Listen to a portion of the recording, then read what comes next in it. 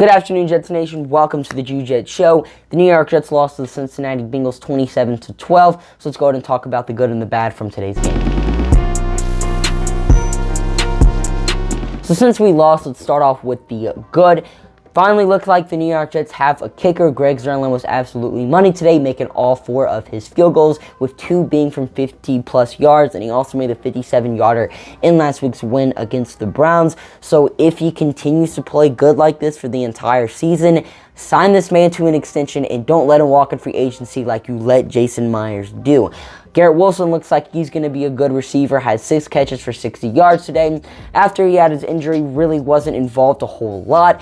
But once he finally gets consistent quarterback play, because, Joe Flacco did miss him on a lot of open throws, but once he finally gets some good quarterback play, Garrett Wilson's going to be a stud. The New York Jets also have to get Kyler Conklin involved a lot more. We didn't use our tight ends at all in the first half, but once we finally started to use them in the second half, Conklin had a good day. He had 8 catches on 8 targets for 84 yards and played a huge part on the Jets' final 2 drives that could have scored us touchdowns, but of course, we threw interceptions and had unnecessary roughness penalties. The run defense looked good today. We allowed 76 yards.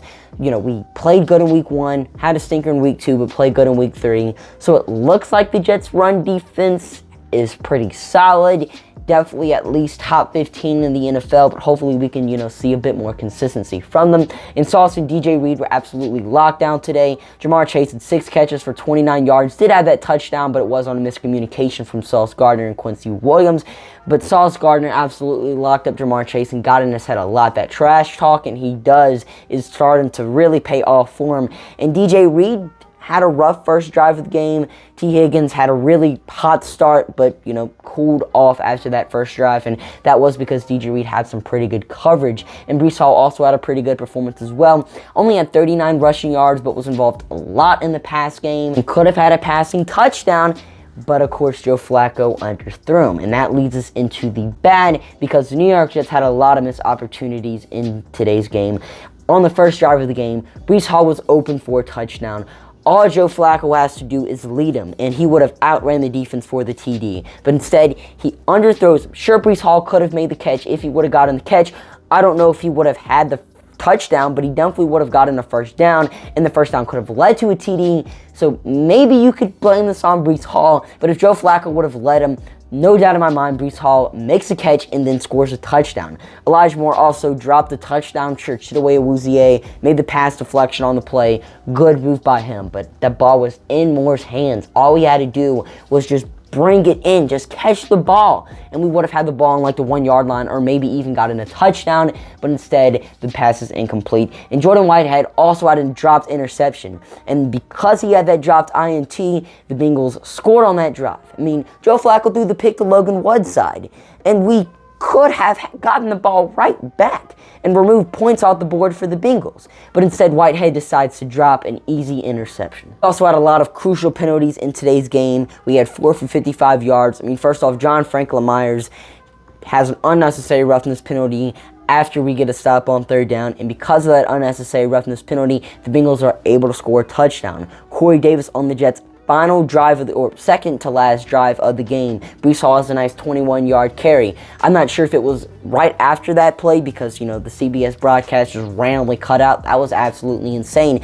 But either way, Corey Davis has an unnecessary roughness penalty, sends the Jets back 15 yards, and we aren't able to convert on 4th down or at least get points on the board because of that unnecessary roughness penalty. So a lot of crucial mistakes from the Jets. We were really disciplined in week 1, and I don't know what happened. We also had 4 turnovers in this game. Joe Flacco, that first interception, no idea what he was thinking on that play. You're throwing to the shortest receiver on your team. Obviously, he's not going to catch a 50-50 ball. And the offensive line was just giving up pressures left and right. And because of those pressures, they were making a statue in the pocket like Joe Flacco fumbled the ball. And we did allow 4 sacks in today's game, which is more than the Cincinnati Bengals had in their first 2 games. And the Jets invested so much into this offensive line, and this is the product they're giving us.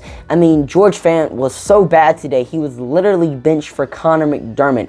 The Jets pass blocking just didn't do us any favors today. Our pass rush was also non-existent today as well against the worst offensive line in the NFL. We had the 2nd highest paid defensive line in the NFL, and we were only able to have 2 sacks against the worst offensive line in the NFL.